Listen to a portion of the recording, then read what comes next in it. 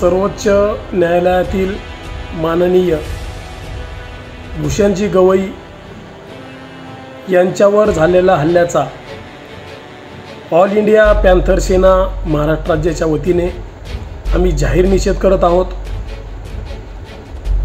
किशोर नामक वकिलाने जो सरन्यायाधीश यांच्यावर जो बूट फेकून मारण्याचा जो प्रयत्न केला, तो प्रयत्न भारतीय संविधान, समता, स्वातंत्र्य आणि बंधुता याच्यावर मारण्याचा प्रयत्न केलेला आहे। या वकील किशोर नामक व्यक्तीला देशद्रोही म्हणून घोषित केलं पाहिजे। माननीय भूषण गवई यांनी यांच्यावर गुन्हा दाखल करून याला अद्दल घडवली पाहिजे,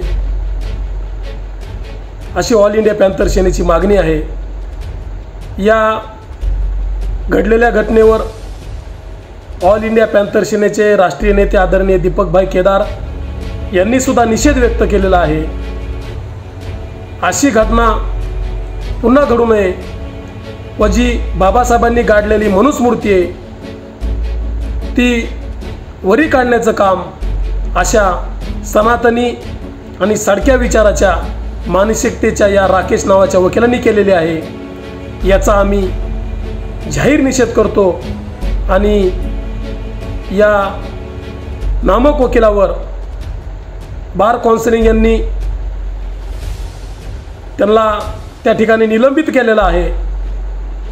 आमची मागणी आहे की त्याला कुठल्याही कोर्टाच्या आवारामध्ये येण्यास परवानगी देऊ नये आणि त्याच्यावर गुन्हा दाखल करून त्याला देशद्रोही करण्यात यावं, अशी ऑल इंडिया पॅन्थर सेनेची मागणी आहे।